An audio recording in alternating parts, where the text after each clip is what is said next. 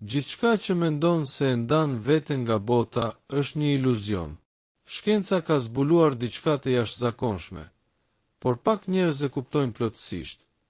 Çdo gjë në univers është e lidhur në një mënyrë që sfidon kohën dhe hapësirën. Ka një fushë të padukshme energjie që ndërthuret jo vetëm me grimcat subatomike, por edhe me mendimet, ndjenjat dhe fatin tënd. Kjo do të thotë se ndërgjegja jote ka ndikim të drejtpërdrejtë në realitetin që përjeton, në një mënyrë që nuk e ke imagjinuar më parë. Mendohu për këtë.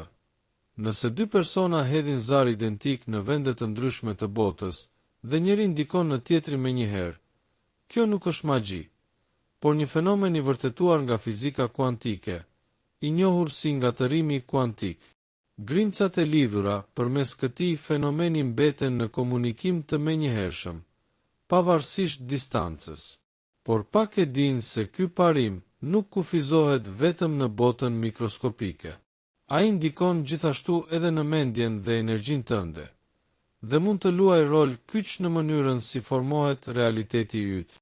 Nëse gjithçka përbëhet nga energjia, atëherë edhe vetëdia jote është pjesë e kësaj fushe të ndërlidhur. Shkencëtarët kanë zbuluar se ndërgjegja nuk është vetëm një funksion i trurit. Ajo ndërvepron me strukturën më të thellë të universit. Një nga studimet më mbreslëndse u krye nga Instituti Hartmath, i cili tregoi se zemra e njeriut krijon një fushë elektromagnetike që mund të ndikojë jo vetëm trupin ton, por edhe mjedisin përreth nesh. Nëse emocionet dhe mendimet janë forma energjie, dhe energjia nuk zhduket kurrë, atëherë ku shkojnë ato kur i dërgon në univers? Parimi i ngatërimit kuantik sugjeron se të gjitha grimcat janë të lidhura, përfshirë ato që përbëjnë qenien tënde. Pra, një mendim i fuqishëm emocional mund të rezonojë me pjesë të tjera të universit, duke tërhequr ngjarje që përputhen me atë frekuencë. Kjo është arsyeja se disa njerëz duket sikur tërheqin mundësi pa përpjekje, ndërsa të tjerët mbeten në cikle të vështira. Sekreti qëndron në mënyrën si frekuencat mendore ndërveprojnë me këtë fushë të padukshme energjie. Eksperimentet në fillim të shekullit e treguan se drita sillet ndryshe kur vëzhgohet, çka provon se vetëdia ndikon në materie, një koncept që tronditi shkencën tradicionale. Në thelb, ti nuk je i ndarë nga universi, ti je një shprehje e tij. E vetmja gjë që të ndan nga fuqia e vërtet e realitetit tënd është bindja se ti je vetëm një trup fizik, i kufizuar në kohë dhe hapësirë. Kur fillon të kuptosh se vetëdia jote është e lidhur me gjithçka që ekziston, atëherë ndryshon mënyra si e percepton jetën. Nuk je më një spektator, bëhesh krijuesi. Ti nuk je një qenie që thjesht reagon ndaj realitetit, por një forcë që ndikon dhe e formson atë. Kur përqendrohesh me ndjenjë të sinqertë në një qëllim, ti dërgon impulse energjetike që përkojnë me frekuenca të caktuara. Dhe, sipas parimeve të rezonancës, ato frekuenca tërheqin ngjarje, njerëz dhe mundësi që përputhen me to.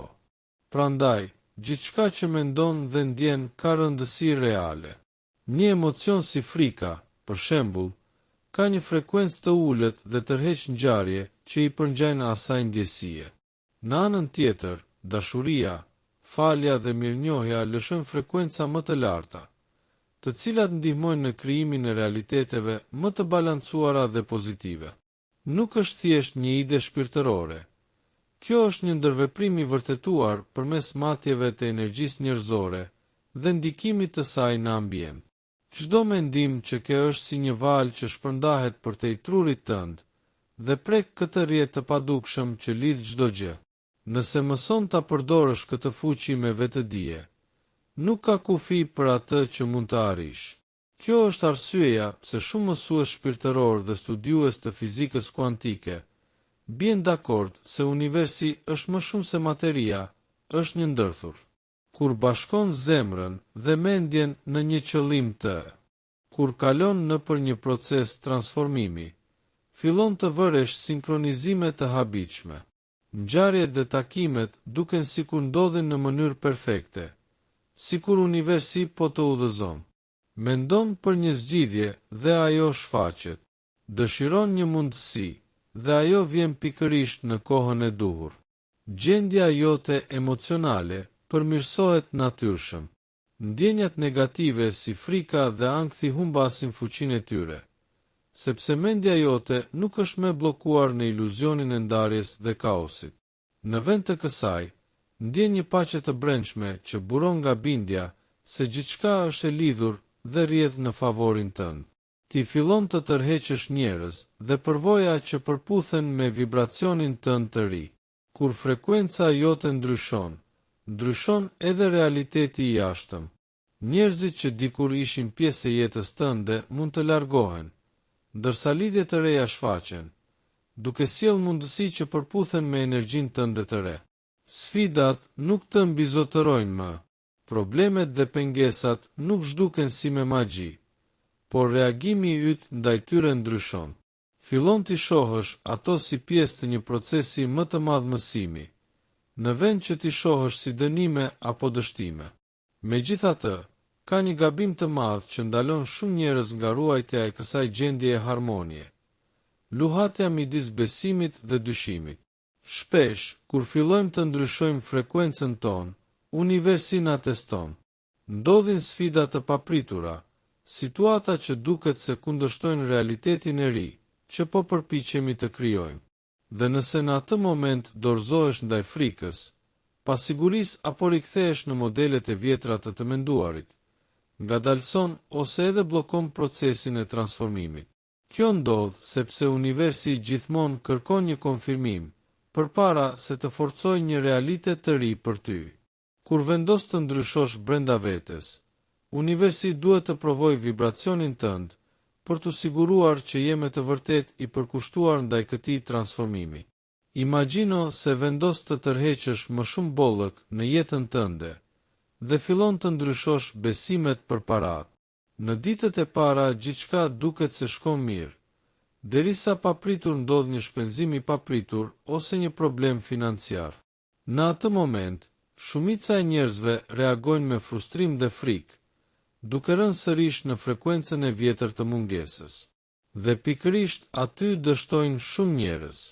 Ajo që nuk e kuptojnë është se kjo situatë nuk është një shenjë dështimi, por një provë nga universi për të konfirmuar nëse vibracioni yt i ri është i qëndrueshëm. Nëse përballesh me këtë sfidë me të njëjtin mendim të vjetër, universi kupton që frekuenca jote nuk ka ndryshuar me të vërtetë, por nëse ruan besimin tënd, vepron me siguri dhe vazhdon të vibrash në bollëk, universi e regjistron këtë frekuencë të re si realitetin tënd të ri. Kjo vlen për çdo ndryshim që dëshiron të bësh. Nëse vendos të kesh një marrëdhënie më të shëndetshme, mund të përballesh përsëri me modele të vjetra toksike. Kjo është një provë për të parë nëse do të reagosh ndryshe apo do të përsërisësh të njëjtat gabime. Nëse dëshiron më shumë sukses profesional, mund të përballesh fillimisht me pengesa, si një klient i vështirë apo një projekt sfidues.